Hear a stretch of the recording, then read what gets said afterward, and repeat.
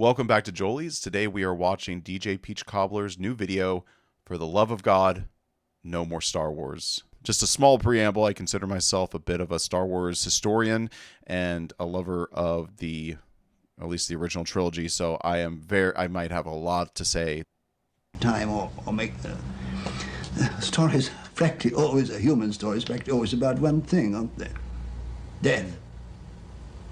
The inevitability of death. Damn, George, or J.R.R. Tolkien. I was about to say George R.R. Martin.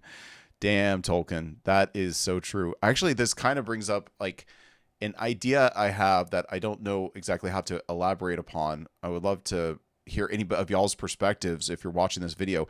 I kind of think that there's two types of stories. There's children's stories and then there's adult stories. Children's stories are about life and getting ready for life. And adult stories are about death and getting ready for death. And so I think Tolkien is really sorry, I just noticed this first part of his attribution up there, the indecipherable British mumbling. But yes, I think Tolkien is scratching at that. I think he might be neglecting the other side of the coin. But I think it is very important that basically it's always practically about death.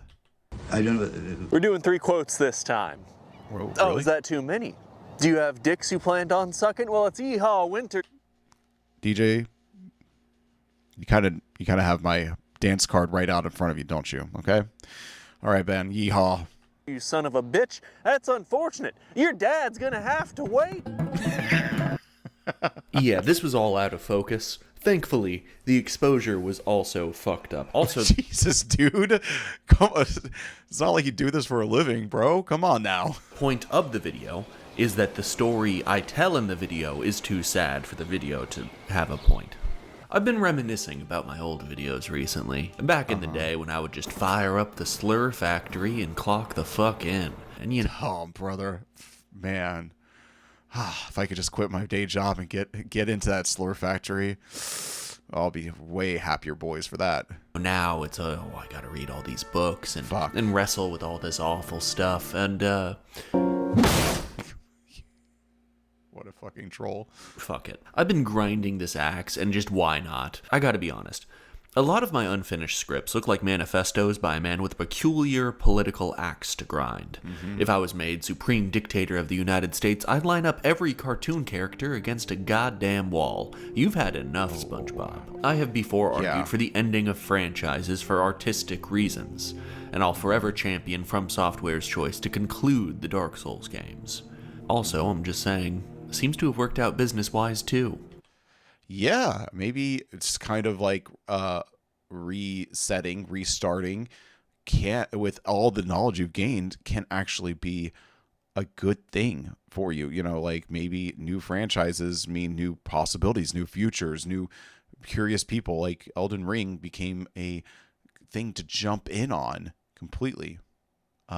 Versus Dark Souls was seeming like Dark Souls had that I don't want to say stink, but had that reputation of being the game's too hard to play. And then they made Elden Ring and, no longer had that necessarily a reputation. Now it just became the game from the guys who made that game that everybody's been trying to get you to play. Why don't you try the new one?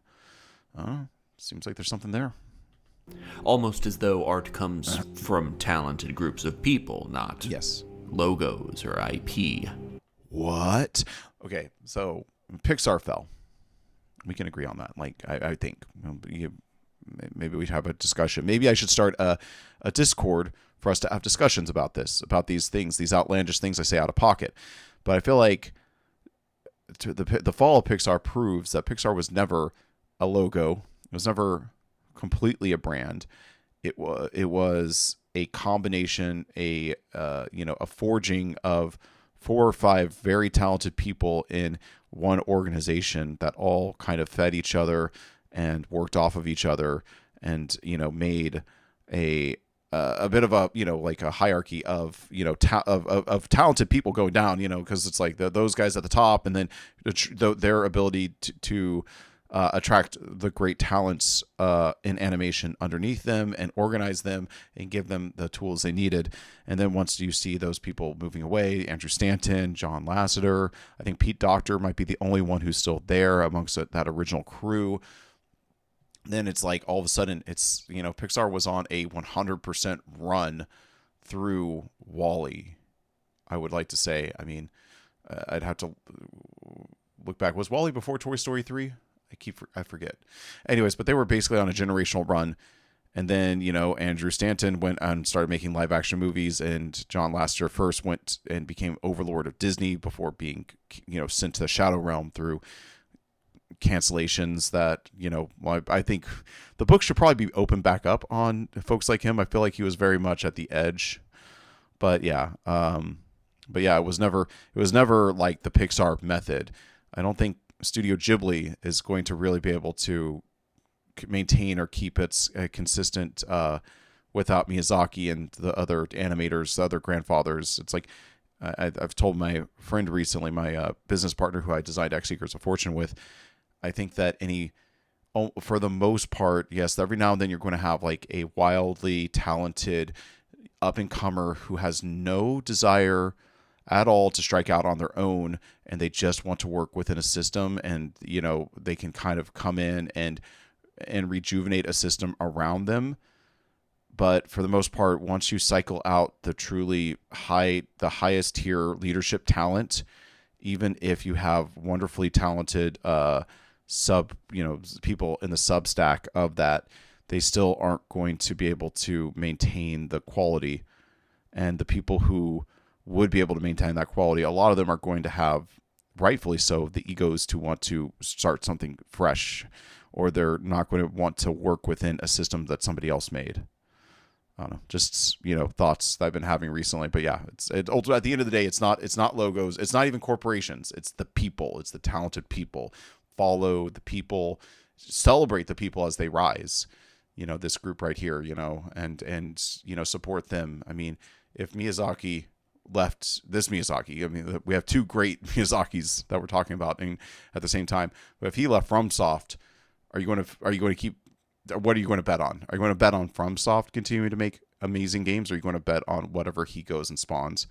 What was the last Konami? Well, I probably should check myself before I say this completely, but I kind of feel like what was the last great Konami game after Hideo Kojima left?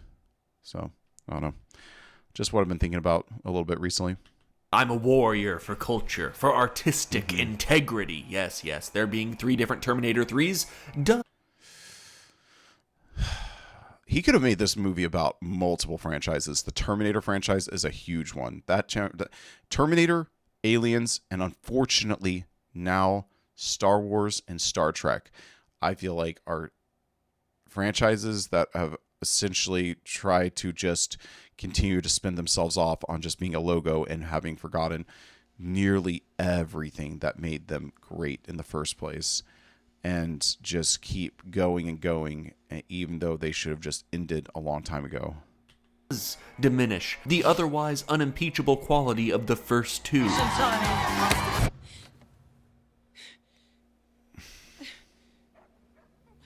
So, is there no fate but what we make? The actual theme of the first 2, wrestling with fate, what's being said now? Because if the story had ended there, at the end of Terminator 2, and boy does it feel like an ending, then there is no fate but what we make. We have free will and autonomy and can overcome our base nature.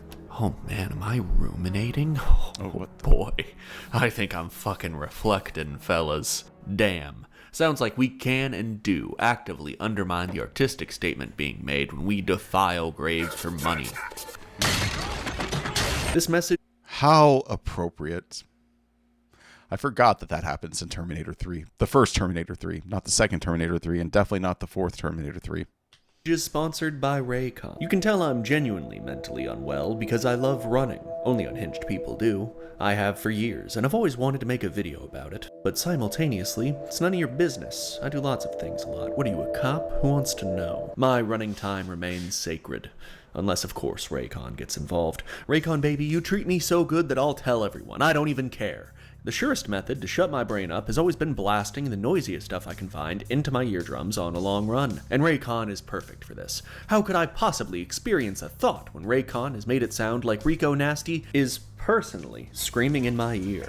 The sound is so crisp and clear, and of course the bass successfully crushes any and all electrical impulses passing through my gray matter. I can also use the incredible active noise cancellation to shut out the world, or use awareness mode to watch out for the ugly shit show trucks that are always barreling down every Texas road. The essential open earbuds, Here, or new bone we got conducting this. headphones, can help you go for gold, or just run do this. away. I just want to say that I also was a big fan of running there for a few years, and I need to get back to it. And there's nothing like it. If you haven't ran 2 miles in your life, do it. Just build up to your tolerance of being able to run 2 miles. It's not even running, it's jogging. It's so easy, so delicate. We're getting back in. Gay shit I'm saying about integrity and themes, and it can be so easily dismantled with a simple argument. Yes? But I enjoyed insert slop here. No. We're done letting people enjoy things. That shit's over. It was Letting people enjoy things has gone too far, because now that justifies, it was practically propaganda, I want to say, now that I'm looking back at it. I mean, it was kind of like, hey man, don't harsh other people's vibes. But that's one thing to say about, I don't know, Morning Glory Milking Farm, which I want to refuse to let people enjoy that sort of slop too. I think that's bad for humanity. But the idea that let people enjoy things, and those things being like sacred, sacred, nearly sacred cultural products, like a cultural, like things that we get around and tell like the stories that we get around and tell ourselves in order to make our children understand what it's going to be like to be adults. Like I said, kids stories are made to help you like learn how to live life. And that's what, good Star Wars, good Star Trek were all about. And now they're just about insert, problem of the day, and or insert like, topic of the day, like, current thing, the classic line, I care about current thing. Put that there, make that the only thing, basically that has going on for it. Ignore everything in the past. It's just aesthetics. It's just, modern agenda. Watch out.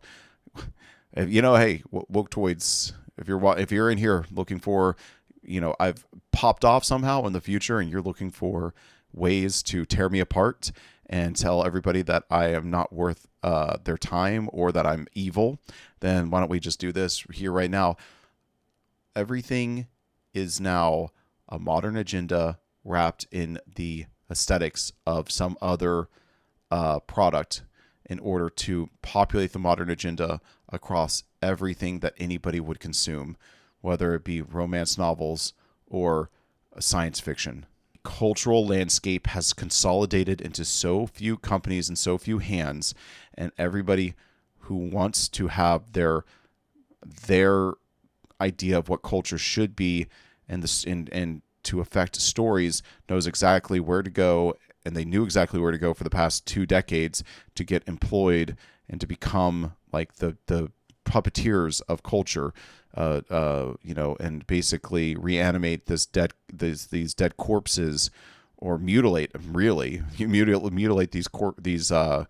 these brands into things they should never have been.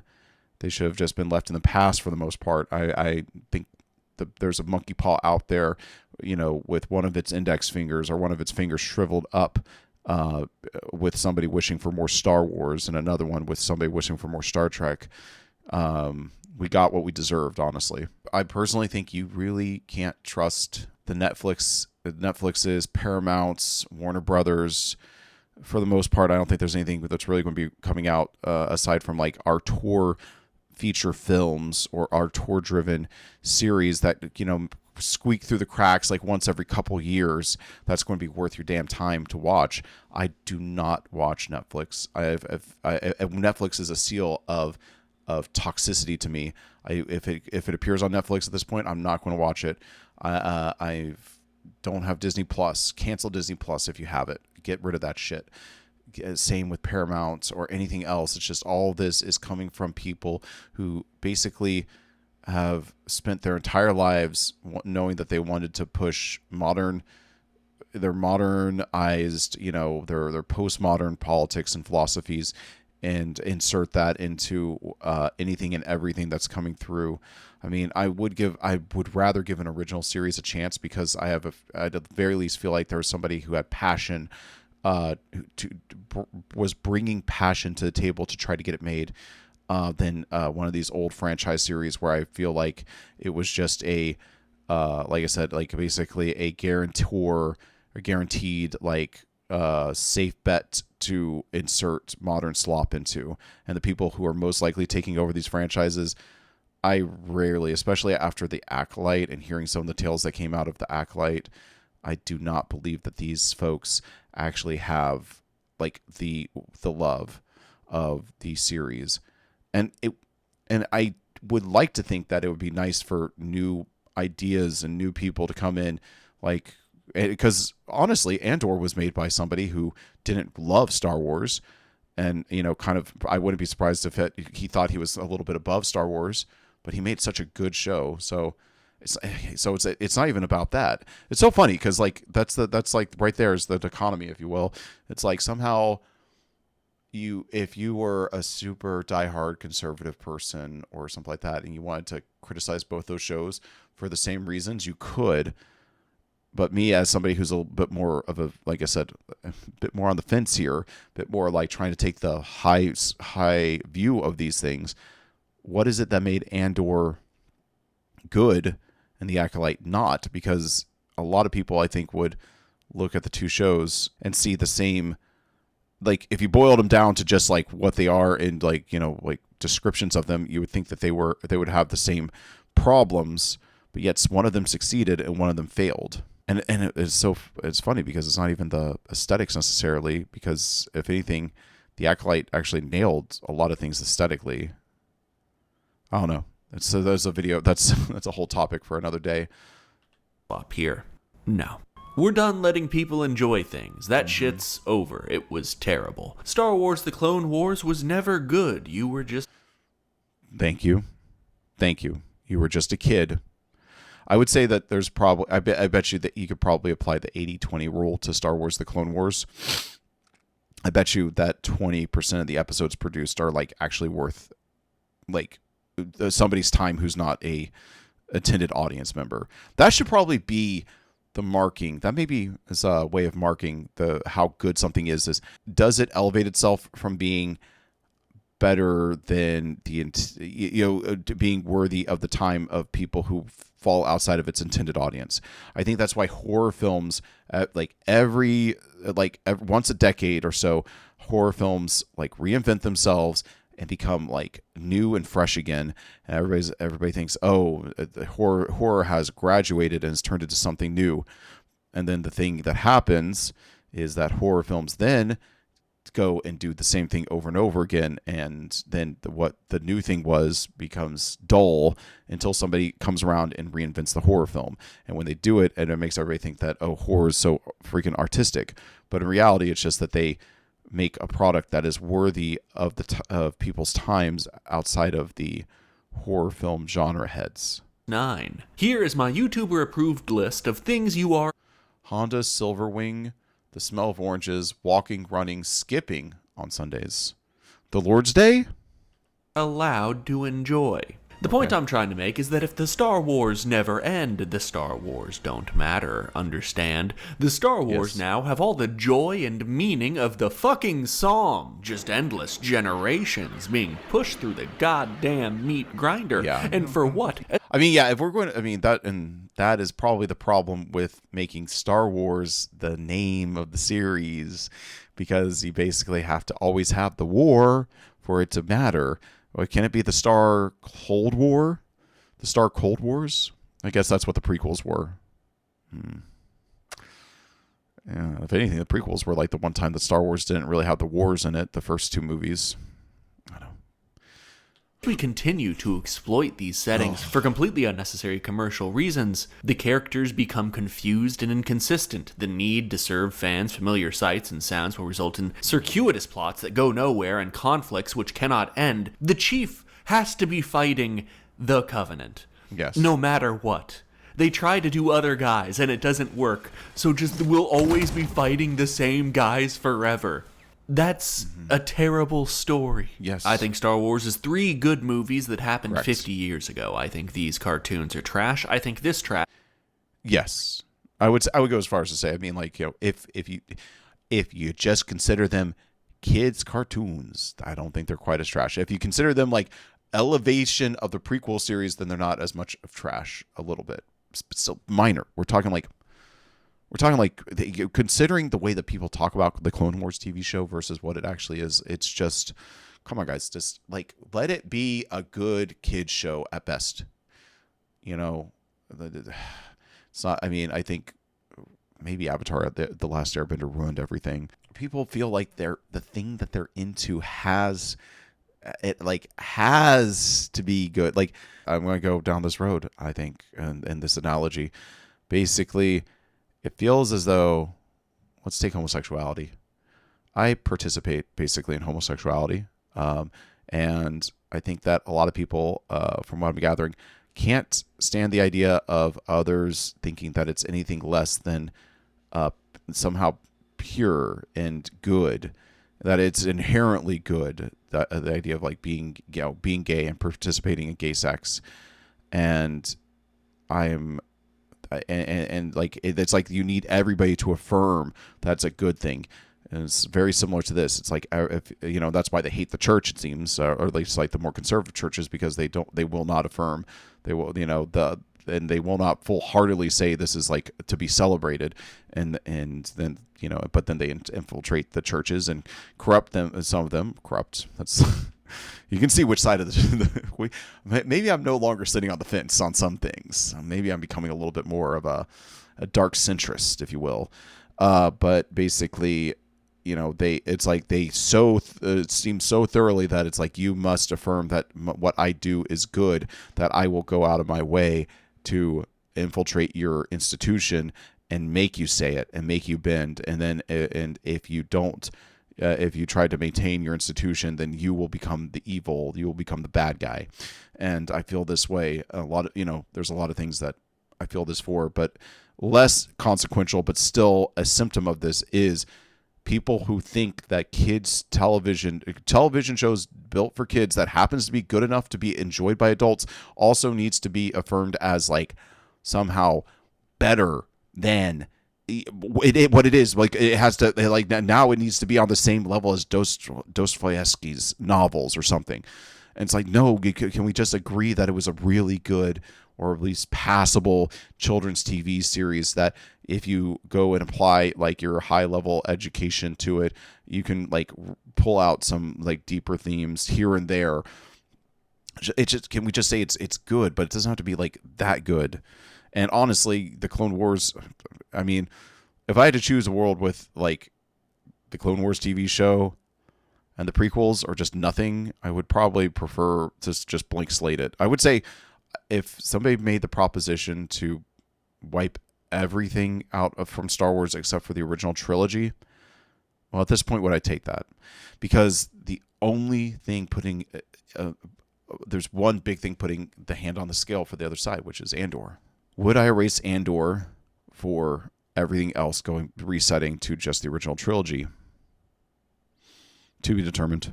I can't make that call right now. I personally think that I would, if I were to recommend Star Wars to people at this point, I would just say from Andor to Return of the Jedi, that's all that Star Wars exists within. That's all it should exist within. Looks like cartoons. Oh, and that's a minority. That's just a non-starter. Franchises don't die, stories end.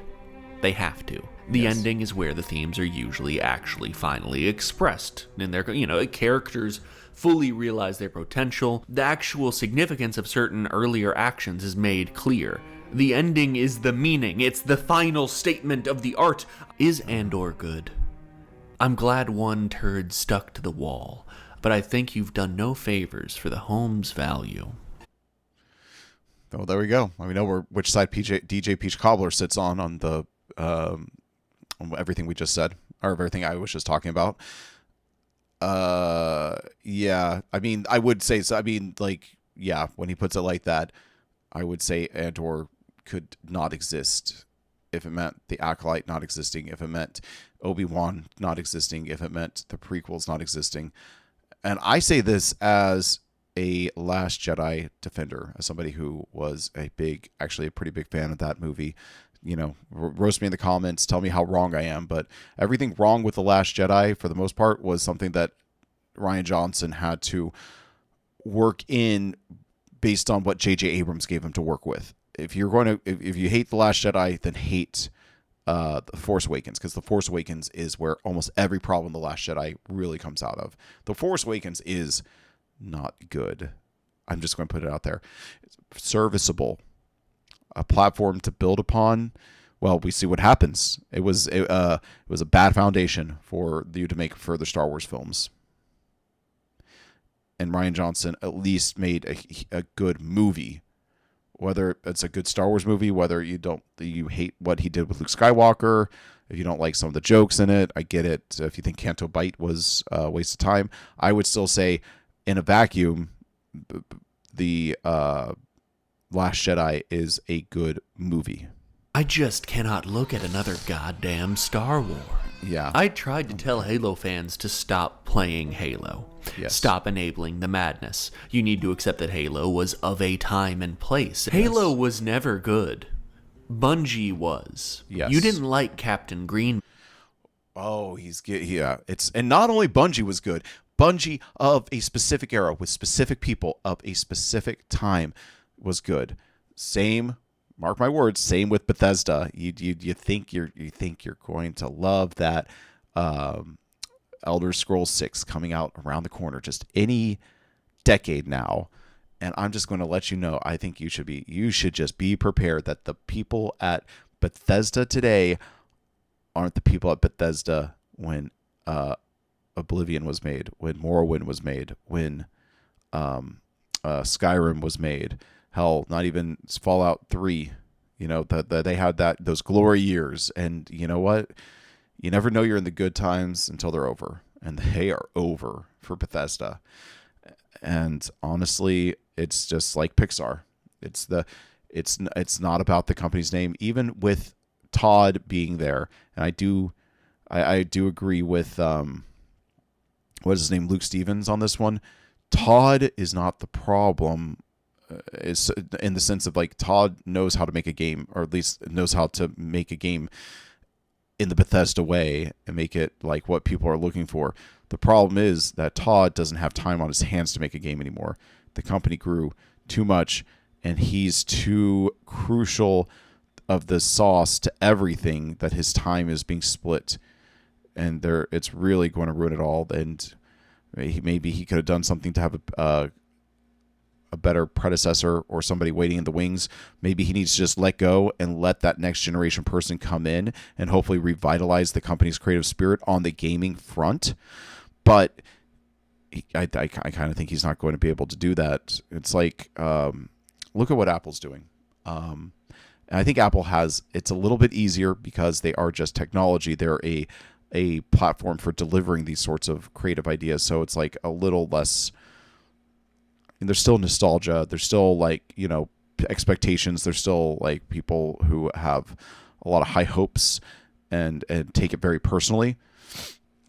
But Apple right now is preparing for the next generation of Apple. And they're preparing for it by having Tim Cook and his team start stepping aside. You know, slowly and surely they are cycling out. They're announcing their retirements because the person who steps into Tim's role is going to need the people that he works with to be the people they can work with.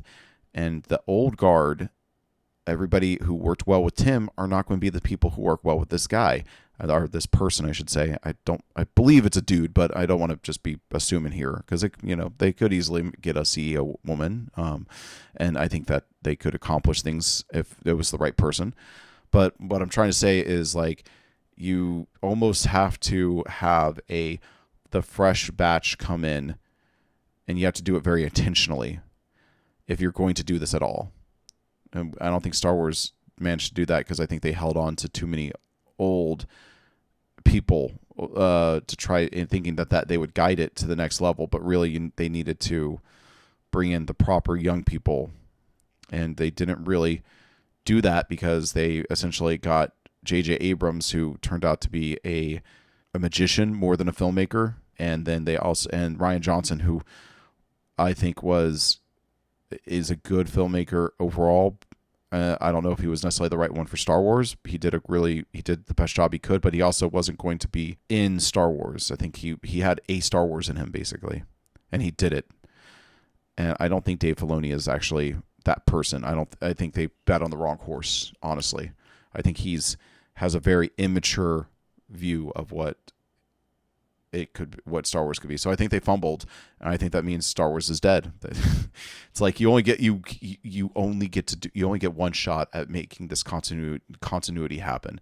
I think they have to shelve Star Wars for a decade and then try it again. It's what they should have done with Marvel as well.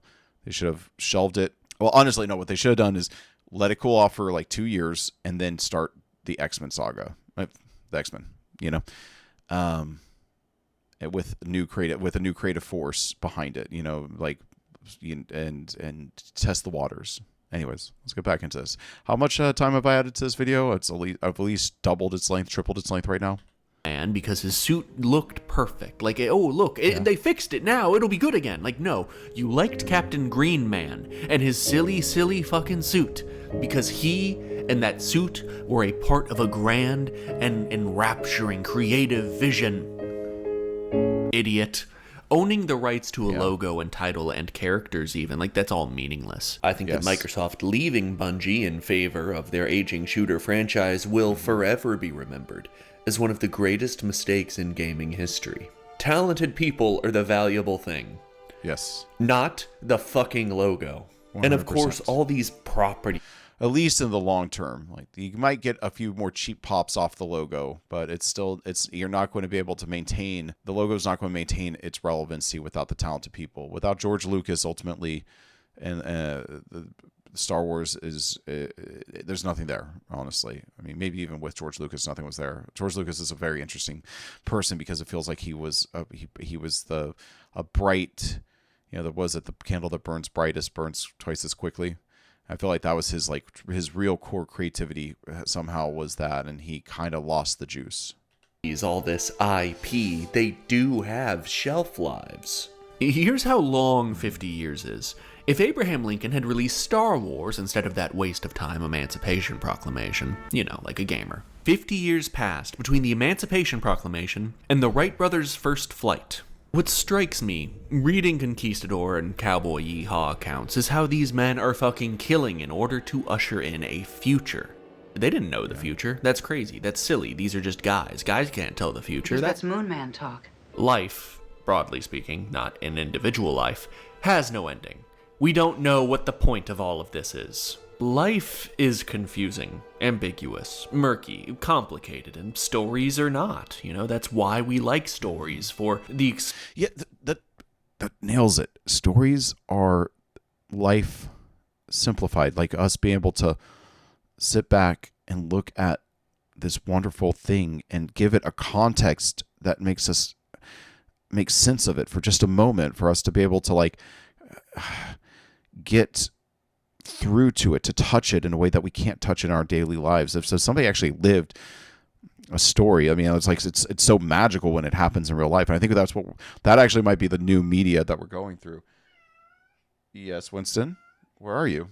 But I think that might be like the thing that we're striving for with new media. With this, streaming,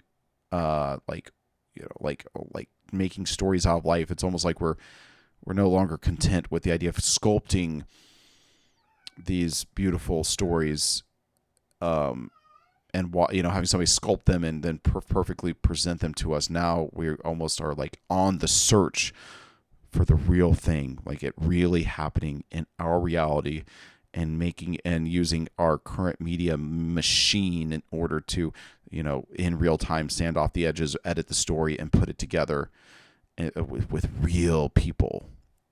It's the reality.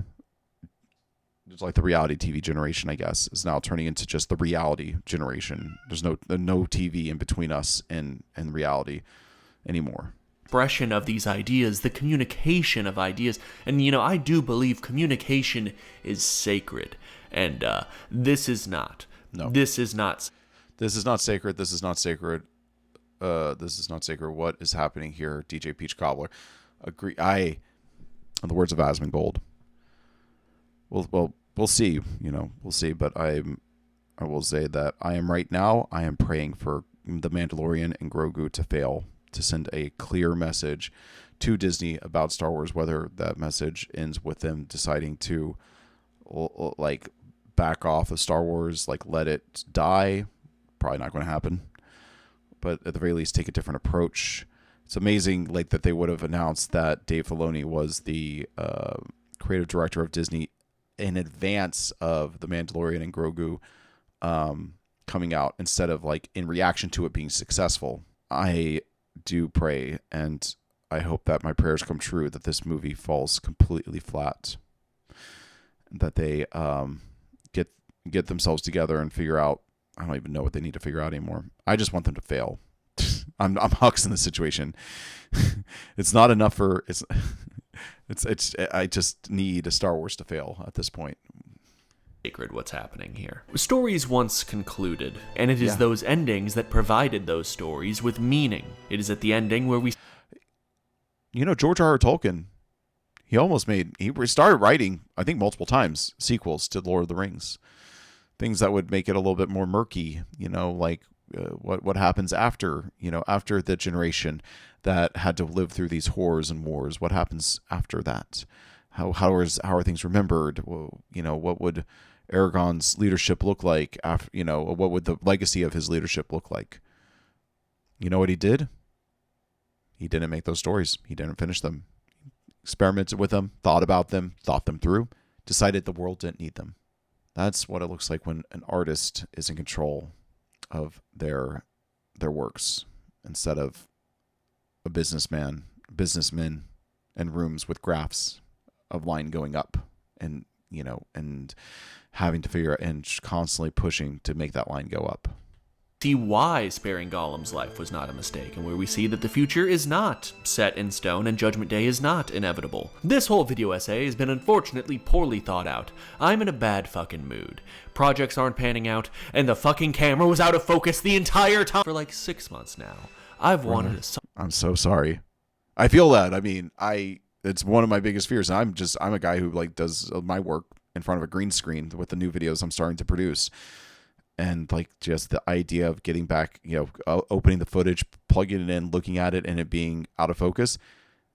Oh my God. And I don't do nearly as much research and talking and going to a location. I've commended him on this recently. That I can't believe he actually goes to these locations. And now you see why. Because if you go to a location, shoot footage, and leave the location, and then look at it and find out that you didn't shoot the footage correctly, like, how many hours of driving would he have to do to get back out there if he wants to do the same setup? Sheesh. Maybe a tip for DJ Peach Cobbler in the future. Have a green screen ready to go, and then like get a plate of the location that you want to shoot your backdrop for. And if everything else doesn't pan out, like, get like a 2-minute plate, and then just recreate it in front of a green screen as best you can. That might require a lot of lights though for being outside, but it's just a suggestion. Solid conclusion to this idea. Like, when is it clear that we should let a story end? By what right do I enjoy Doom Eternal while begging for the end of Halo? Well, Doom was sort of crusty, and there could be some value in redoing it. I mean, look at it. Halo 3 already existed and was perfect. When the team behind something considers their vision fulfilled, that seems like the time to just sort of cut your losses, right? Let the story end. I'm tired of stories being about nothing because nobody can die, and if nobody can die, nothing matters. This is the legacy of superheroes on the broader media landscape.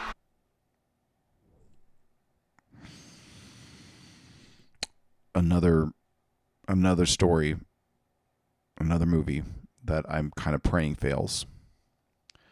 The fact that they brought back Captain America.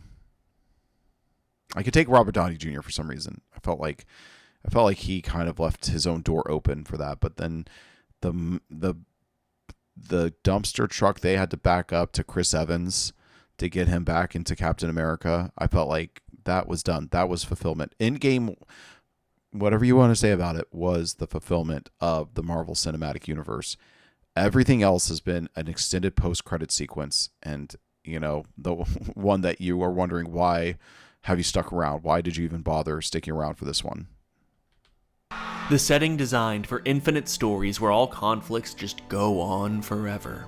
The problem isn't just that I'm tired of reboots and reimaginings. It's that we have robbed stories of their greatest power. This is all really one long explanation for the fact that I'm not watching this Hunt for Gollum movie.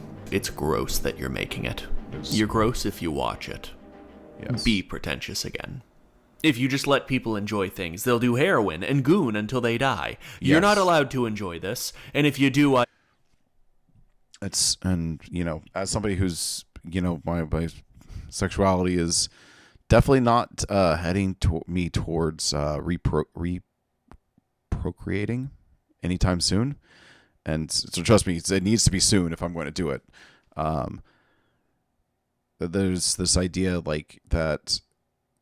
I'm trying to sum this up. If your pursuit is pleasure, like if your sexual pursuit is for the pleasure of sex itself and nothing more, you're going to end up, that's going to dry up in many ways. Like your end goal will eventually elude you before you are done with it yourself. I do believe. And then you're going to have nothing. It's just going to be dust sifting through your fingers. The real reason to have sexual intercourse is to produce life and to continue on a legacy through a child. And that should actually be the thing that you're desiring from sex. I mean, probably sounds puritanical maybe, but I'm fine with that at this point. And that's the same thing for stories. There's actually a point of stories that's not just, I don't want to just continue living in Star Wars because I enjoy living in Star Wars. I thought for a while that that's what I wanted. That's why I read all the books. But really the point of if there is a point to continuing Star Wars, it's because there's a vision and a dream that you yourself, or that like either the original creator or you yourself want to see manifest, that would be, good for the world. I guess what I'm trying to get at is that Star Wars, well, I think ultimately what I want to get at is I think we should probably do away or very much pull back on copyright law and IP ownership, because I think that probably the best Batman story at this point, the best Batman story, the best Star Wars story, the best Star Trek story are going to be ones that are made by passionate fans who actually want to put new ideas, congruent with the stories they grew up with, into those franchises. I think that they should not. I think that they should get the right to do it. Have just like anything else, take on the risk of investing into these properties, these franchises on their own, and have the ability to make money off of them. I think copyright law has gone a little too far and is a little very much too strict. So yeah, I guess that's one of my big things. I think they should probably lower it to like 20 to 25 years of before other people can use the characters and assets. I bet you we would have better stories coming out and better product being made for the people who want to consume it, because ultimately they'd be the ones voting on the quality with their dollars. don't respect you. If you do, you don't understand the point of stories, period. Much less Tolkien's work. Also, don't watch whatever the fuck this is. Thanks for watching. Something big soon. Christ. Yeah, I think I still have one more cowboy summer. Well, we're going to be cowboy year at this point. I think I have another cowboy video to catch up on with DJ Peach Cobbler, but I knew this one was going to be get me talking because I think me and him are very much in alignment on this topic. I'm glad somebody's putting it out there. So thank you, DJ Peach Cobbler, for saying it. It needs to be said. We need to make a change. And, I think that change starts with your media diet. Go and eat some media vegetables, art vegetables. Don't just stick with this slop that's coming out. There's no fiber, and you're going to be full of shit if you ain't, got that artistic fiber running through your system, cleaning you out. So I guess that's the beginning, the long and the short of it. Wow. All right. So how he was very out of focus. He was very overexposed on his side there. I mean, yeah, brother, I feel for you. I fear this all the time. And like I said, could be, but for the grace of God. Okay. Well, it's pretty much just fading out. In fact, now it feels like the majority of this video is credits. All right, guys, thank you so much for watching. I am Joelee. Please, if you have a chance, take a look at the links below. You can find a link to my game. Check out X Secrets of Fortune. It's a strategy card game, ever-expanding strategy card game. We have the first edition out now. You can pick that up while supplies last. And there will be a second edition with a couple of things not in the box. So keep that in mind. We're also going to have, later this year, our first expansion for it, which will add some very interesting elements to the game. I think the game will kind of become whole with that expansion. If you have any videos you'd like me to react to, leave them in the comments below. I really like some direction in this. And yes, I am still working on my, fully original videos. So be on the lookout for those here soon too. I have a mission that I want to go on, a mission for a better world. And that's going to start with my first video series. So stay tuned. Otherwise, wait, I want to change to this. I want to be gayer. Otherwise, enjoy yourself. Bye.